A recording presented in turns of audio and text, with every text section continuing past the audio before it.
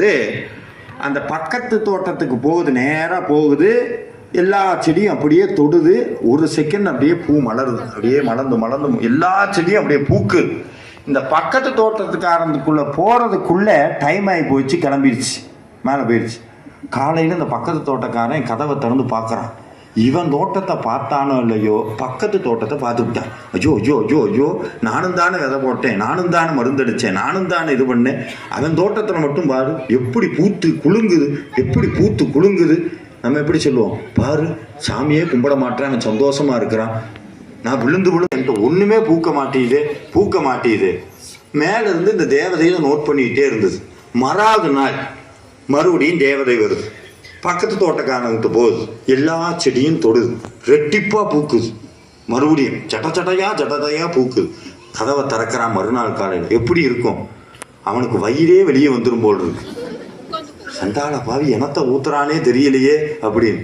மூணாவது நாள் என்ன பண்ணிட்டான், இதை எப்படியாவது கண்டுபிடிக்கணும்னு சொல்லி ஒரு பெட்ஷீட்டை போத்தி அந்த தோட்டத்துக்குள்ளேயே உட்காந்துக்கிட்டான். என்ன நடக்குதுன்னு பார்ப்போம். தேவதை கடன்னு கீழே வந்தது. அது வழக்கம் போல் எல்லா செடியும் அப்படியே தொட்டுக்கிட்டே போச்சு. தொட்டுக்கிட்டே இவன் செடி பக்கம் வரலான்னு வந்தோடனே போகக்கூடாதுன்னு இப்படி மேலே போச்சோலையும் எட்டி தேவதையை பிடிச்சி விட்டான். ரக்கையை பிடிச்சி கீழே இறக்கி, இங்கே வா, இன்னும் திமுறா உனக்கு, நானும் தான் செடி வச்சிருக்கிறேன், நானும் தான் தண்ணி ஊத்துறேன், நானும் தான் விதை போடுறேன், நானும் தான் மருந்தடிக்கிறேன், அது என்ன அவன் தோட்டத்தில் மட்டும் பூக்குது, என் தோட்டத்தில் பூக்க மாட்டேது. அப்போ தேவதை சொல்லிச்சு, இல்லை நான் வந்தேன், எனக்கு உன் தோட்டம் அவன் தோட்டமெல்லாம் தெரியாது. எப்படி உன் தோட்டம் அவன் தோட்டம்னா எனக்கு தெரியாது, எனக்கு தெரிஞ்சதெல்லாம் செடி, என்னுடைய வேலை பூக்க வைக்கிறது. நான் அப்படித்தான் வந்தேன், இங்கே பூத்துச்சு, நீ காலையில் பார்த்தோன்னா வயிறு எரிஞ்ச, அப்போதான் எனக்கு தெரியும் உனக்கு பூத்தா பிடிக்காது போல. எப்படி பூத்தா பிடிக்காது போல, உனக்கு பூத்தாலே வயிறு எரியுதே, நான் எப்படி உன் தோட்டத்தில் பூவை பூக்க வைக்கிறது. அதனால தினமும் வருவேன், இவன் தோட்டத்துக்கு வருவேன், இங்கே வரும்போது நீ வயிற்று அடிச்சுக்கிட்டே இருப்ப, ஐயோ பூ பூக்குதே. இப்போ இதே தான் நம்ம வாழ்க்கையிலே நடக்குது.